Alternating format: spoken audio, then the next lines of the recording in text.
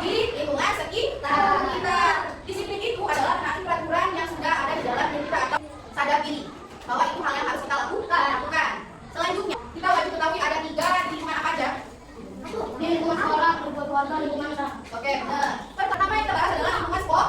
Sekolah itu mempunyai peraturan yang dimana murid dan guru itu harus menaati sebuah peraturan yang sudah ditetapkan oleh sekolah tersebut. Sekarang apa peraturan yang ada di sekolah? Pertama,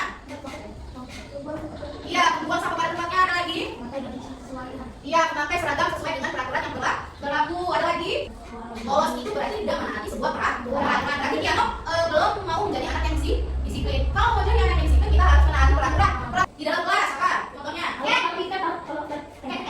Tiket tepat waktu. Jadi kalau yang tiket datangnya harus tepat waktu atau lebih awal. Menghormati guru. Oke, benar. Apa lagi? Ada yang lain? Peraturan sekolah kita di kelas. Apa? Saling menghargai. Terus apa dia?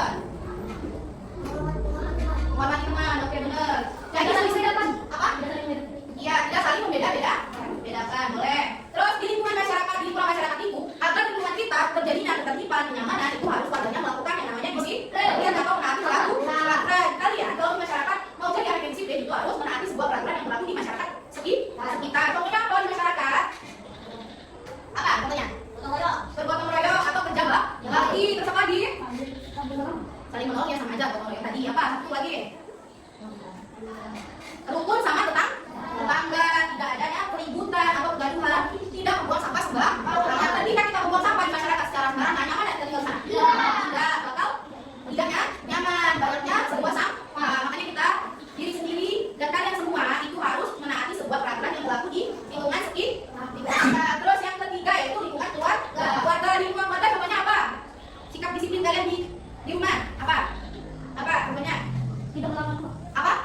Tidak melawan orang tua, ya benar. Terus apa lagi? Peraturan membantu membersihkan rumah, benar. Si piano, siapa lagi? Harus bangun pagi. Jadi di setiap rumah itu mempunyai peraturan yang berbeda.